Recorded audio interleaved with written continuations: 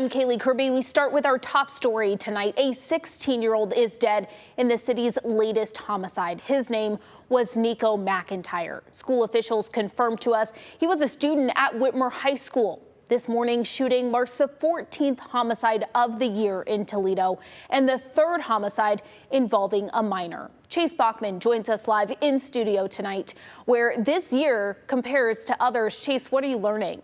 Well, Kaylee, the first few months of the year have been relatively quiet in terms of the number of homicides, but just in this last week, things have gotten much more violent, and unfortunately, children have been the victims.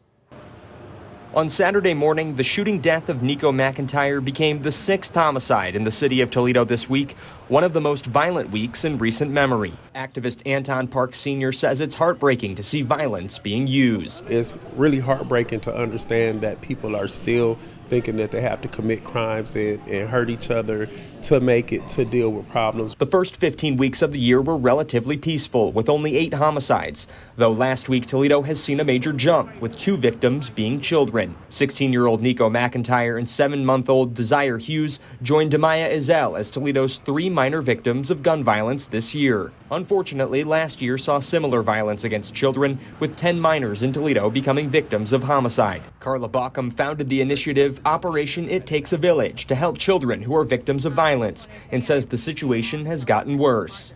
Unfortunately, the numbers are adding up for the amount of children and families that we're trying to assist. Parks says while some in the community may not want to speak up, it's one of the best ways to help find justice. The best thing to do is to reach out to the elders. A lot of people don't like the police, but the police have some of the best resources in our county. At the current frequency of homicides, the city is looking at a better year. But if the last 2 years are any indication, we could see a major spike during the warmer months that could put 2022 on track with the past. And organizers are hoping to hold a vigil in the next couple of weeks for the victims of this violence. In the meantime, if you have any information related to these crimes and you want to remain anonymous, you can call or text Crime Stoppers at 419-255-1111. Reporting live in studio, Chase Bachman for WTOL.